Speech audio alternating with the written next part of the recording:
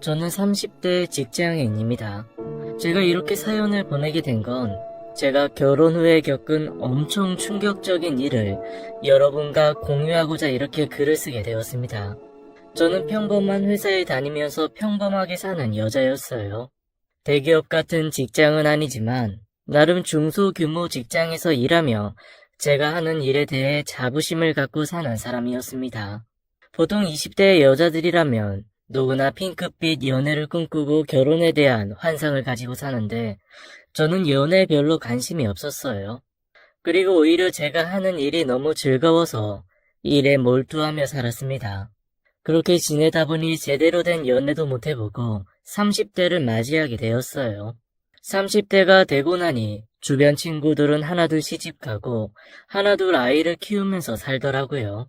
친구들이 안정적으로 자리 잡아나가는 걸 보면서 어느 순간 제 주위를 돌아보게 되었습니다. 이 나이 먹도록 결혼할 남자는커녕 연애하는 남자조차 없으니 이러다 솔로 할머니로 살다가 생을 마감할 수도 있겠다는 생각에 조금 불안한 마음이 들더라고요. 그때부터는 저도 연애를 하고 결혼을 해야겠다는 마음이 생겼습니다.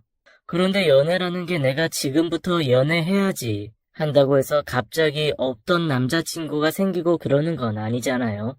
그래서 마음을 고쳐먹긴 했지만 주변에 다가오는 사람도 없었고 누굴 만날 기회도 없었어요.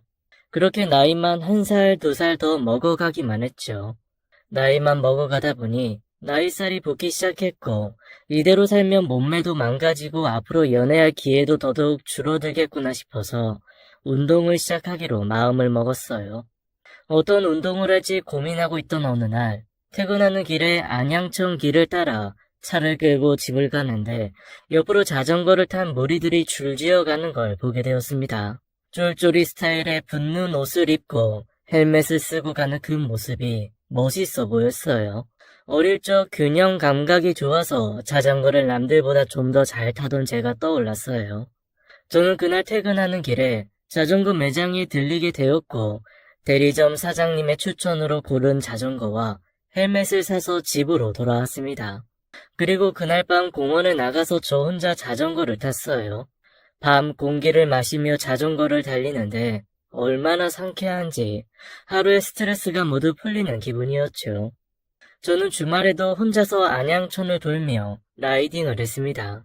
그러던 어느 주말, 그날도 자전거를 타고 천을 돌고 있는데 킥보드를 타던 아이가 갑자기 옆에서 튀어나오는 바람에 아이를 피하려다가 핸들을 들어 풀밭에 쓰러지고 말았어요. 다행히 아이는 무사했고 아이 엄마가 달려와 아이를 살피고는 다친 곳이 없는 것을 확인하자 죄송하다고 말하고는 그 자리를 떠났습니다. 아이가 떠나고 난 후에 저는 그제야 제 몸을 살폈는데 제 무릎과 팔꿈치가 까져서 피가 흐르고 있었어요. 다행히 자전거 장갑을 끼고 있어서 손바닥은 안 다쳤더라고요. 그래도 살이 조금 떨어져 나가서 그런지 참 쓰라리고 아파서 잠시 풀밭에 앉아 쉬고 있었습니다. 그런데 그때 지나가던 자전거 동호회 분들이 저에게 관심을 가져주시면서 많이 다쳤냐고 물어봐 주더라고요. 저는 괜찮다고 했는데 동호회 분들 중에 한 남자분이 나서서 본인이 챙겨 다니는 구급약을 꺼내어 제 상처를 직접 치료해 주었습니다. 처음 보는 남자분이 제 무릎과 팔꿈치에 소독약을 발라주고 밴드도 붙여주었어요. 그 사람은 아주 깔끔한 외모에 참 스마트해 보이는 인상을 가진 남자였습니다. 그 사람을 본 순간 저런 남자가 남자친구면 참 좋겠다는 생각이 들었어요. 잠시 그 남자의 한눈이 팔려 있었는데 어느새 그 사람이 하는 말에 정신을 차렸습니다. 됐어요. 네? 치료 다 됐다고요. 그럼 자전거 조심히 타세요. 너무 감사합니다. 이렇게 치료도 해주시고. 뭘요. 다친 사람 있으면 도와야 하는 게 당연한 거죠. 그래도 너무 감사한데 혹시 제가 차라도 한 잔 사드려도 될까요? 차요? 아니요.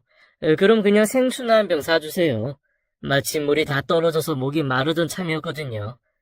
네, 제가 생수 2병도 사드릴 수 있어요. 그렇게 저는 그 사람과 자판기로 가서 생수를 뽑아 마시고 잠시 이야기를 나누게 되었어요. 그 남자는 자전거에 취미를 가지게 된 지 1년이 되었고 주말이면 이곳에 와서 자전거를 탄다고 하더라고요. 그리고 저는 그 남자에게 혹시 자전거 동호회 회원이냐고 물었어요. 그랬더니 그건 아니라고 하더라고요. 자주 마주치는 분들이시라 종종 인사하면서 지낸다고만 했습니다. 사실 그 사람이 그 동호회 사람이라고 하면 그 자전거 동호회에 들어갈 생각이었는데 그게 아니더라고요. 어떻게 하면 그 사람을 또 만날 수 있을까 생각하는데 그 사람이 제게 먼저 이야기를 했습니다. 지수씨 헬멧이 예쁘시네요. 어디서 사신 거예요? 저 지금 쓰는 헬멧이 불편해서 새 걸로 바꾸려고요. 아, 그럼 제가 다음 주에 같이 가드릴게요. 저한테 전화번호 좀 주시겠어요? 아이, 그럼 제가 너무 죄송한데요. 너무 번거롭게 해드리는 것 같아요. 아니에요. 저에게 친절하게 대해주셨으니 이번에는 제가 친절을 베풀어야 하지 않겠어요? 제가 빚지고는 못 사는 성격이라서요. 그렇게 저희 두 사람은 헬멧을 빌미로 한 번 더 만나게 되었고 그 후로도 저는 계속 그 사람에게 사적으로 연락을 하게 되었어요. 그 남자는 여자들이 봤을 때 참 매력적인 사람이었어요. 운동을 많이 하는지 근육질의 탄탄한 몸을 가지고 있었고 얼굴에선 지적인 분위기가 풍겼습니다. 게다가 친절함이 몸에 배어 있어서 여자들한테 꽤나 인기가 많겠구나 싶었어요. 저는 그 후로도 몇 번 더 만남을 갖게 되었는데 항상 제가 주도적으로 만남을 이어갔던 것 같아요. 그리고 그 사람과 서로의 직업에 대해서 이야기를 나누면서 그 사람이 변호사라는 사실을 알게 되었습니다. 그 사람은 규모 있는 로펌에 변호사로 일하고 있다고 했어요. 저는 고등학교 때 공부를 썩 잘하는 편은 아니어서 똑똑한 사람들을 보면 너무 멋있어 보이더라고요. 나중에 결혼하면 이런 똑똑한 사람과 꼭 하고 싶다고 생각하곤 했죠. 외모, 성격, 몸매, 직업까지 정말 뭐 하나 빠지는 게 없는 사람이었습니다. 저는 제가 할 수 있는 한에서 그 사람을 최선을 다해 꼬셨어요. 없던 애교까지 부려가며 끼를 부렸죠. 지금까지 연애 한 번 해본 적 없던 제가 이런 끼가 있다는 게 신기할 따름이었어요. 그렇게 저의 노력 덕분인지 그 사람을 제 남자친구로 만들 수 있게 되었습니다. 그 후로는 저의 좋은 모습만 보이려 했으며 남자친구를 제 것으로 만들었죠. 연애하는 동안엔 남자친구가 일하는 동안은 바빠서 연락이 안 되는 것 말고는 특별히 불만이 없었어요. 자상하기도 얼마나 자상한지 식당에 가면 수저와 물도 직접 다 챙겨주고 입에 묻은 음식까지 손수 닦아주더라고요. 같이 운동을 하다가 제 운동화 끈이 풀려 있으면 쪼그리고 앉아 제 신발끈까지 대신 묶어주곤 했습니다. 아플 때면 제 회사 앞까지 데리러 왔고 제가 다 나을 때까지 출퇴근을 함께 해주기도 했습니다. 사귀기 전에는 약간 철벽남인 것 같이 느껴졌는데 사귀고 나니 엄청 헌신적인 스타일에 점점 이 사람의 매력에 풍덩 빠져버렸어요. 물론 저도 남자친구에게 잘하려고 애썼습니다. 남자친구 차가 사고가 나서 수리점에 맡긴 날엔 저도 남자친구를 위해 제 차로 출퇴근을 시켜주곤 했어요. 제가 로펌 앞에 차를 잠시 세워두고 남자친구를 출근시킬 때면 정장 차림으로 출근하는 그 남자가 너무 멋져 보였어요. 수트빨도 왜 이렇게 잘 봤는지 남자친구의 뒷모습에 심장이 콩콩 뛰곤 했습니다. 게다가 남자친구가 변호사다 보니 좋은 점도 있더라고요. 남자친구에게 무료 법률 상담도 받을 수 있다는 거였어요. 한 번은 저희 엄마가 전세로 살고 계신 집이 만기가 다가오는데 집에 가압류가 걸린 적이 있었어요. 집주인이 사업을 하는 사람이었는데 사업상의 어떤 문제 때문에 대금을 못 받았다고 누군가가 집에 가압류를 걸었더라고요. 그것 때문에 엄마는 전세금을 잃을까봐 무척 걱정하셨죠.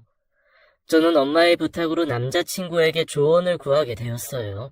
남자친구는 현재 세입자가 1순위로 되어 있기 때문에 전세금에는 아무런 문제가 없다는 조언을 해주며 엄마를 안심시켜 주었죠. 다만 엄마는 집주인이 돈을 빼줄 때까지 계속 전세를 연장해서 사실 수밖에 없다고 했어요. 남자친구를 만나면서 하는 일도 다 잘 풀렸어요. 남자친구와 만난 지 1주년이 되던 날, 제가 승진을 하게 되면서 저희 둘은 승진 파티 겸 1주년 파티를 하게 되었습니다. 그리고 그날 남자친구가 제게 프로포즈를 했어요. 남자친구가 결혼하자는 말에 너무 행복했습니다. 그리고 그날 처음으로 남자친구와 함께 밤을 보내게 되었어요. 사실 제가 혼전순결주의자인데 남자친구를 너무 사랑하고 프로포즈까지 받았으니 제 몸을 허락해도 된다고 생각했지요.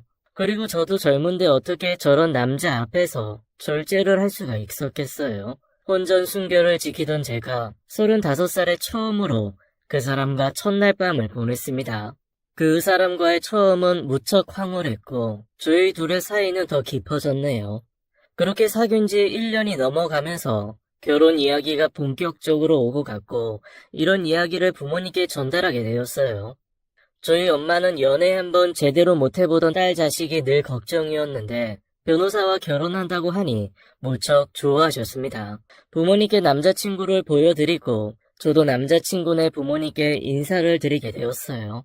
남자친구 부모님은 미국에서 사셔서 첫 인사 겸 상견례를 하기 위해 한국으로 들어오셨습니다. 예비 시부모님 두 분 모두 인상이 참 좋은 분들이셨어요. 그리고 자기들이 미국에서 살고 있으니 옆에서 이것저것 챙겨주지 못해서 미안하다고 하시더라고요.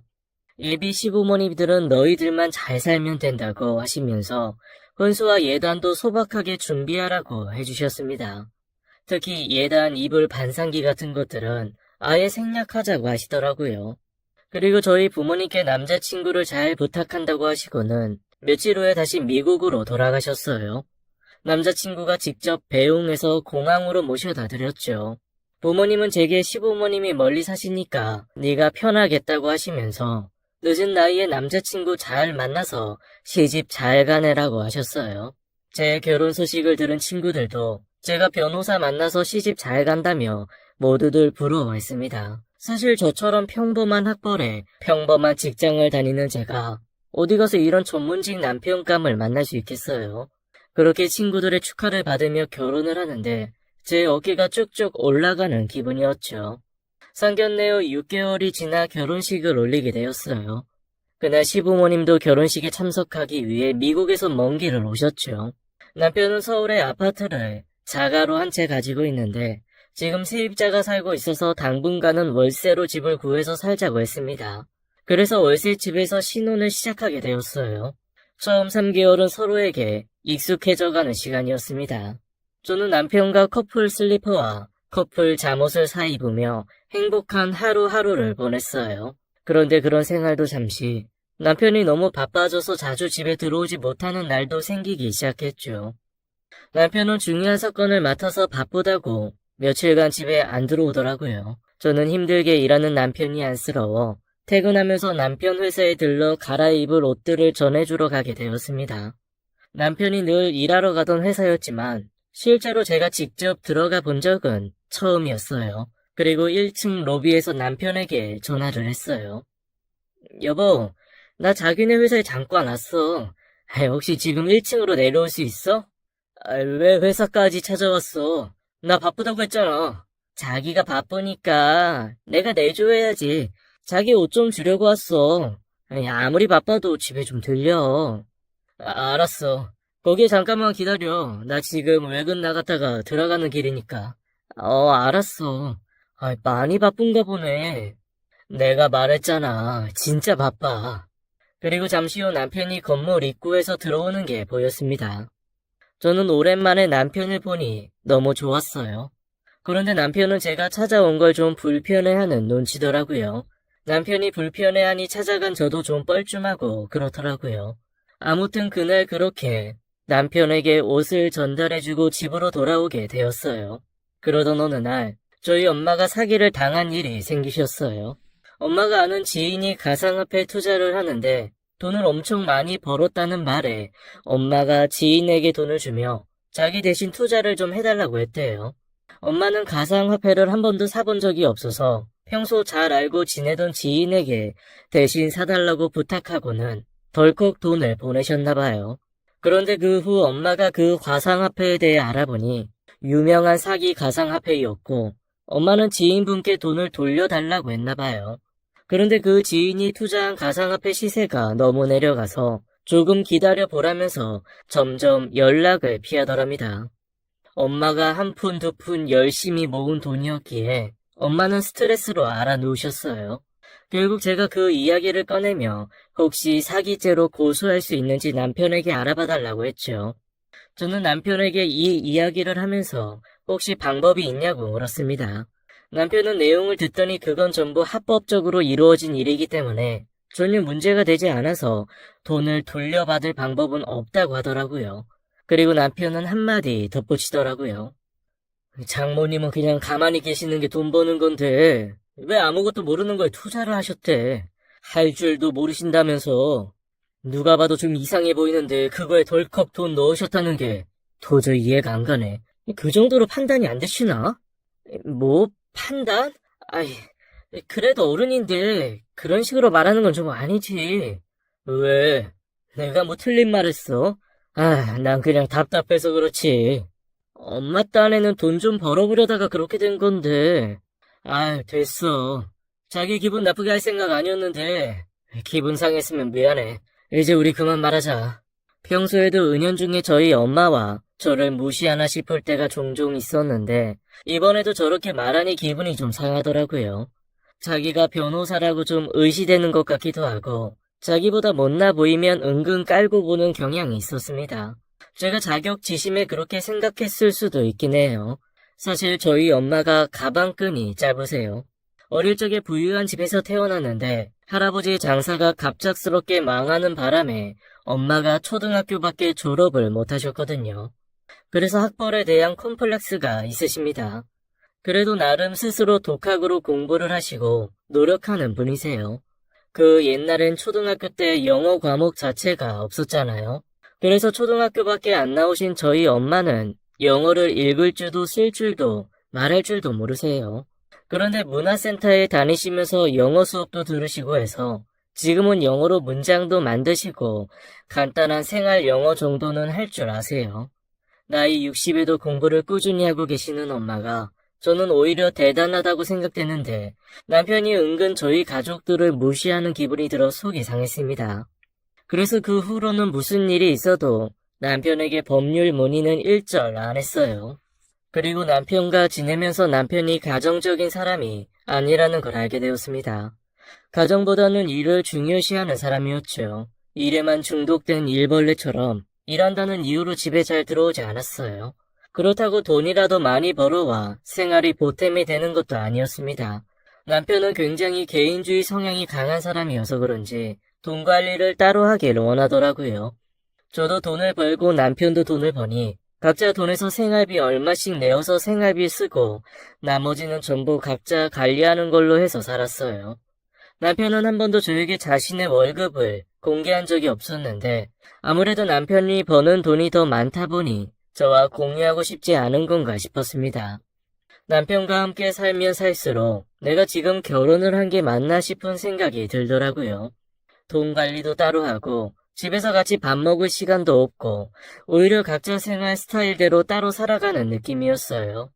그리고 결혼 전에는 몰랐는데 결혼 후 회식을 무척 자주 하더라고요. 하루는 회식을 하고 온다고 해서 집에서 기다리고 있었는데 12시가 넘고 새벽 1시가 넘어도 집에 오지 않더라고요. 너무 걱정되는 마음에 잠도 못 자고 기다리고 있었죠. 남편 전화기는 새벽 1시쯤 계속 꺼져 있었고 새벽 3시쯤이 되자 전화가 켜졌는지 통화음이 가더라고요. 그리고 남편 전화기에서 들려오는 소리에 화를 내려고 하는데 전화기를 통해 들려오는 음성의 순간 가슴이 철렁 내려앉았어요. 여보세요? 저 혹시 김용석 씨 핸드폰 아닌가요? 라고 묻는데 다시 핸드폰에 찍힌 이름을 확인했습니다. 그 전화는 제 남편의 핸드폰이 맞았어요. 네, 맞는데요. 너무도 당당하게 말하는 여자. 내가 뭐라고 말해야 할지 순간 말문이 막혔습니다. 잠깐의 공백이 지나가고 저도 그 여자에게 말했어요. 지금 전화 받는 분 누구세요? 저요? 제가 그쪽한테 그걸 왜 말해야 해요? 김영석 씨 바꿔주세요. 오빠, 지금 화장실 갔는데요? 지금 거기 어디예요? 주소 불러봐요. 그렇게 말하는데 전화가 끊어졌고 그 후로 핸드폰이 꺼져 있었어요. 저는 너무 화가 나서 뜬 눈으로 밤을 지새우고 다음날 출근을 했어요. 하루 종일 정신이 하나도 없는 상태로 하루를 지내게 되었습니다. 그리고 집에 돌아오니 남편이 집에 있더라고요. 남편에게 어찌된 일인지 물었고 남편은 그 여자가 친구 여동생인데 장난친 거라고 누가 봐도 뻔한 거짓말을 하더라고요. 그래서 저는 화내지 않을 테니 솔직히만 말해달라고 했습니다. 계속되는 추궁에 남편도 자기 말이 논리가 없다고 생각했는지 순순히 말하더라고요. 남편은 회사 선배와 함께 술을 먹고 노래방에 갔는데 그 선배가 노래방만 가면 항상 도우미를 부른다며 자신은 어쩔 수 없이 선배가 하자는 대로 다른 곳밖에 없다고 했어요. 그 여자는 노래방 도우미였던 거죠. 대체 그 여자가 왜 전화를 대신 받은 거냐고 묻자 자긴도 모른다며 자기는 너무 취해서 기억이 안 난다고 하더라고요. 그리고 자신이 전화를 꺼놓은 게 아니라 배터리가 없어서 꺼진 거라고도 했습니다. 그날 술이 너무 취해 노래방에서 쓰러져 자다가 아침에 깨서 출근을 했다고 하더라고요. 저는 노래방 도우미를 부른 것도 기분 나빴지만 혹시 남편이 도우미야 선을 넘은 건 아닌지 그게 무척 신경이 쓰였어요. 솔직히 그 시간에 술에 취한 남자가 여자랑 함께 있었으면 갈 때까지 간 건 아닌가 하는 생각이 드는 건 당연하잖아요. 그래서 저는 남편에게 그 선배와 삼자 대면에서 얘기하고 싶다고 했죠. 그런데 남편은 펄쩍 뛰며 누구 앞길을 막으려고 그러냐며 자기 사회생활 문제 생기면 책임질 거냐고 윽박 지르더라고요. 사실을 확인하고 싶은 마음은 굴뚝 같았지만 그렇다고 남편의 앞길을 막을까봐 걱정되는 마음에 선뜻 나서지도 못했어요. 결국 찜찜한 마음으로 남편과의 결혼 생활을 계속 지속해 나갔습니다. 그러던 어느 날 저는 호텔에서 일하는 친구로부터 충격적인 이야기를 듣게 되었어요. 지수야, 요즘 우리 호텔에 너희 남편이 어떤 여자랑 자주 오는데 아무래도 분위기가 좀 이상한 것 같아서 연락했어. 올 때마다 여자들도 바뀌고 항상 호텔 방에 잡아서 들어가더라고. 너도 알고 있는 사실이야? 그 친구는 제 결혼식에도 왔던 친한 친구 중에 한 명이어서 제 남편을 잘 알고 있었어요. 그리고 호텔에서 근무하는데 최근에 조건 좋은 호텔로 이직했다는 이야기를 들었습니다. 그런데 친구가 이직한 호텔에 제 남편이 어떤 여자와 드나든다는 이야기를 꺼내며 사진 한 장을 보내왔더라고요. 친구의 말대로 사진 속 그 남자는 제 남편이 맞았고 남편 옆에는 저도 처음 보는 여자가 팔짱을 끼고 방으로 들어가는 사진이 찍혀 있었습니다. 친구가 보내온 사진에 저는 손을 벌벌 떨며 친구에게 답장을 보냈어요. 이것저것 물어본 결과 남편은 꽤나 자주 그 호텔에 드나들었고 올 때마다 방을 잡는데 함께 온 여성들이 같을 때도 있고 다를 때도 있다고 하더라고요. 어떨 때는 젊은 여자, 어떨 때는 50대로 보이는 아줌마랑 올 때도 있다고 했습니다. 저는 너무 충격을 받았고 그날 남편이 집에 들어오는 대로 남편에게 쏘아붙이며 사진을 보여줬어요. 당신, 이거 뭐야? 왜 다른 여자들이랑 호텔을 드나들어? 아이, 깜짝이야. 난 또 뭐라고. 이거 의뢰인이랑 같이 상담자 호텔에 들른 거야. 의뢰인? 당신은 의뢰인이랑 이렇게 팔짱 끼고 찰싹 붙어서 다녀? 말이 되는 소리를 해. 근데 이 사진은 뭐야? 당신이 찍은 거야? 혹시 당신 나 미행해? 당신은 의뢰인이랑 바람 피우니? 뭔 소리야, 오해하지 마. 지금 이 여자 사건 맡았는데 이날 스트레스로 어지럽다고 해서 내가 방까지 데려다 준 것뿐이야. 근데 이 여자 남편이 준재벌인데 바람 피우고 폭행까지 저지른 아주 나쁜 놈이더라고. 재산 분할이랑 위자료 청구권으로 나한테 맡긴 게 있어서 상담차 잠깐 방문했던 거야. 당신 저번에 노래방 도우미 사건도 그렇고 이번 일도 그렇고 나 이제 당신 못 믿겠어. 내가 바람 피운 것도 아니고 당신이 그냥 사진 한 장으로 나 의심하는 거잖아. 그리고 여자가 너무 남자 구속하면 완전 정 떨어지는 거 알지? 지금 당신이 그러고 있어. 당신이 의심할 만한 사진을 찍혀오니까 그렇지. 남편이 너무나 당당하게 나와서 더는 캐묻지 못했어요. 친구가 보내온 사진도 딱히 증거라고 하기도 애매해서 더 이상 다그치지도 못하겠더라고요. 남편과는 그렇게 말다툼을 하고 냉전인 상태로 일주일 정도 시간이 지나갔습니다. 그러던 어느 날 또 다른 친구에게 연락이 왔어요. 지금 제 남편이 다니는 회사에 불이 났다면서 자기가 지나가다가 그 건물에서 연기 나는 거 보고 연락했다고 하더라고요. 그리고 친구가 사진을 보내왔는데 정말 그 건물에 불이 크게 났는지 검은 연기가 자욱하게 피어오르고 있었죠. 저는 너무 놀라 남편에게 바로 전화를 걸었어요. 여보, 당신 괜찮아? 아이, 그게 갑자기 무슨 말이야. 지금 사람들 다 대피하고 있다는데, 당신 밖에 나온 거야? 대피? 사람들이 왜 대피하는데? 남편은 자기 회사 건물에 불이 난 줄도 전혀 모르는 눈치였습니다. 혹시 외근 나가 있나 해서 회사 밖이냐고 물었는데, 대답은 안 하고 왜 그러냐고 묻더군요. 저는 당신 회사에 불 난 거 아니냐고 물었고, 남편은 확인해 본다며 급히 전화를 끊더라고요. 저는 마침 그때가 점심시간이어서 회사에서 나와 남편 회사로 향했습니다. 제가 다니는 회사에서 남편 회사로는 차로 20분이면 갈 만한 거리였거든요. 제가 도착했을 때는 소방관들이 불을 끄고 있었고 많은 사람들이 건물 밖으로 빠져나와 대피해 있었어요. 저는 다시 남편에게 전화를 걸었는데 남편이 전화를 받지 않아서 너무 걱정이 되었어요. 혹시나 저 불길에 휩싸여 있는 건 아닌지 온갖 상상을 하며 공포에 휩싸여 시간을 보내고 있었죠. 저는 결국 회사 앞에 대피해 있는 사람들에게 하나하나 제 남편 못 봤냐고 물으며 다녔습니다. 그런데 정말 그곳에 모여있던 사람 중에 제 남편의 존재를 아는 사람이 아무도 없더라고요. 그러다 한 분이 제게 무슨 일이냐고 물어봐 주었어요. 제게 관심 가져주는 그 사람에게 고마운 눈물이 날 지경이었죠. 저는 다급한 마음으로 그분께 물었어요. 제 남편이 이 회사에서 다니는데 연락이 안 돼요. 불이 저렇게 크게 났는데 전화도 안 받고. 아이, 남편분이 이 건물에서 일해요? 네, 김영석 변호사인데 혹시 아세요? 아이, 김영석?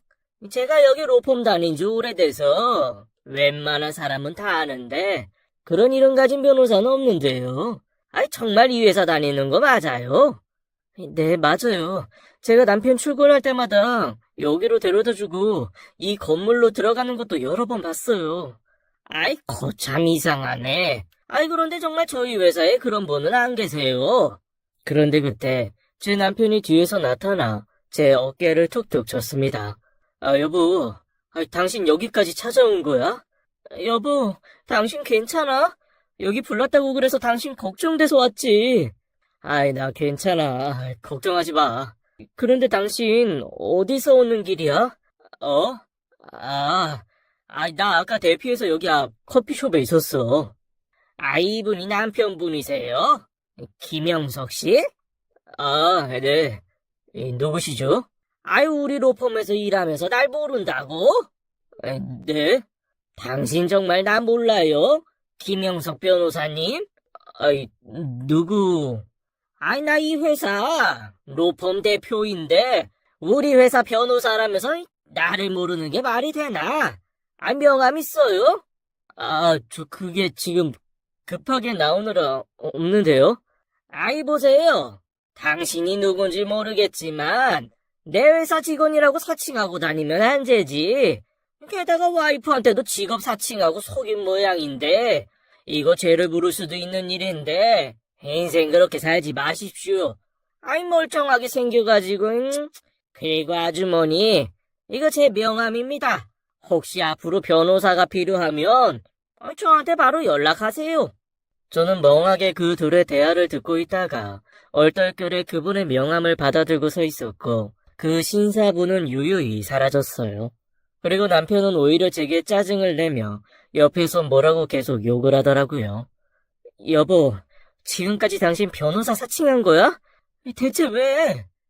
야, 넌 왜 여기까지 찾아와서 사람 쪽팔리게 만들고 그래, 어? 내가 여기 찾아오지 말라고 했지. 짜증나기 진짜, 아우 씨. 짜증나? 나 지금 너무 어이가 없어서 당신한테 지금 뭐라고 말해야 할지도 모르겠는데 짜증난다고? 지금 짜증낼 게 아니라 나한테 미안하다고 사죄해야 하는 거 아니야? 사죄? 무슨 사죄? 네가 먼저 나 좋다고 꼬셨잖아. 왜? 이제 변호사 아니라니까 마음이 식어? 내가 너한테 무릎이라도 꿇고 사죄해야 되냐고. 당신 진짜 미친놈이다. 내가 완전 또라이랑 살고 있었네. 당신 정말 무서운 사람이다. 언제까지 날 속일 생각이었는지 모르겠지만 이렇게 한 이상 당신이랑은 끝이야. 이혼. 이제 내가 변호사 아니라니까 바로 차버리네. 여자들은 어쩜 그렇게 한결같냐. 너도 다른 X들이랑 똑같은 X야. 그동안 날 사랑한 게 아니라 변호사라는 직업을 사랑한 거 아니야? 길거리에 서서 저희 부부는 서로를 노려보고 있었는데 누군가 다가와 말을 걸었습니다. 형석씨, 여기서 뭐해? 나 오늘 PT 해주는 날이잖아. 근데 옆에 누구야? 오셨어요? 아무것도 아니에요. 가시죠. 자기, 나 오늘 힙업 운동 알려줘? 남편은 그렇게 저를 뒤로 한 채 자리를 떠났어요. 저는 남편이 어디로 가는지 그저 지켜볼 뿐이었습니다.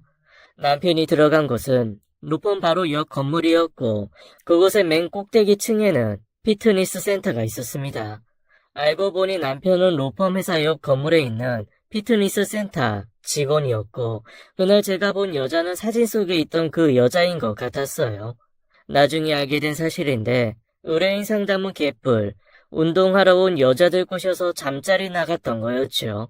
저는 그동안 남편의 이상 행동에 모든 퍼즐을 맞춰줬고 더 이상 저를 아내로 대하지 않고 사랑도 이미 식어버린 그 사람과 계속 함께 살 이유가 없어졌어요. 그리고 제 손에 들려있던 명함을 손에 꼭 쥐고 다시 회사로 돌아갔습니다.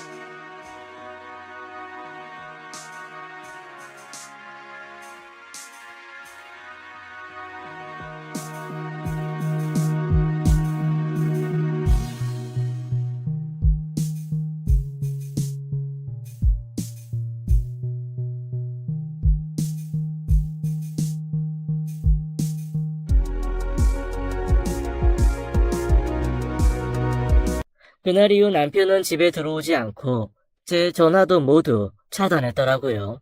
저는 이 사실을 부모님께 모두 말씀드리고 남편 부모님께도 말씀드리기 위해 전화를 하게 되었어요. 해외에 계신 시부모님과는 카톡으로 서로 연락을 주고 받아왔던지라 이번에도 카톡으로 전화를 걸게 되었죠. 그런데 또 한 번 충격적인 사실을 알게 되었습니다. 저 어머니, 형석 씨가 변호사가 아닌 거 알고 계셨어요? 전화를 받으신 어머님은 너무 놀라셨는지 아무 대답이 없으시더라고요. 어머님도 너무 놀라셨나 보다 생각하며 이 사람이 부모님한테까지 자기 직업을 속였구나 라고 생각했어요. 그래서 저는 제 이야기를 계속했습니다. 혜영숙 씨 알고 보니 변호사가 아니라 피트니스 센터 강사였어요. 노래방 도우미 불러서 논 것까지 그냥 넘어가려고 했는데 회원이랑 바람까지 피운 것 같아서 저 이혼하려고요. 어머님 아버님도 아셔야 할 것 같아서 이렇게 전화드리게 되었어요. 저 정말 미안한데 우리도 그 사람이 시키는 대로 그냥 부모 역할 한 거예요. 우린 대역 알바 구한다길래 이 돈도 많이 주고 그래서 그쪽이랑 딱 2번 본 게 다예요. 우리 그 사람 진짜 부모 아니니까 우리한테 이제 연락하지 말아요. 그쪽 사정은 정말 미안하게 됐어요. 저는 너무 황당해서 이젠 말도 안 나오더라고요. 그렇게 그쪽에서 먼저 전화를 끊었고 저는 망연자실해서 축 처진 채 앉아 있었네요. 저는 이혼을 준비하기 위해 그때 받은 그 명함으로 전화를 걸었어요. 다행히 그분이 저를 기억해 주어서 이야기 진행이 빨리 될 수 있었습니다. 저는 로펌 대표님의 도움으로 혼인 취소 소송을 진행했고 전 남편을 변호사 사칭죄로 형사 고소하게 되었네요. 그 후 남편은 제게 전화를 해 자신은 진심으로 저를 사랑해서 결혼한 거라고 억울해했어요. 그러면서 자신의 옛날 이야기를 꺼내어 들며 동정심에 호소하더라고요.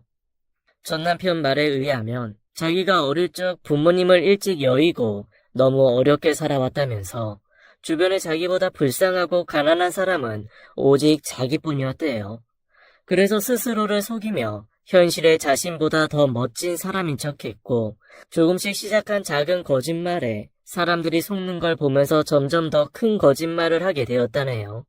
자신을 부풀려 살아오다 보니 자신도 그게 진짜라고 믿게 되고 거짓말이 거짓말을 낳아 지금의 상황에 이른 것 같다고 했습니다.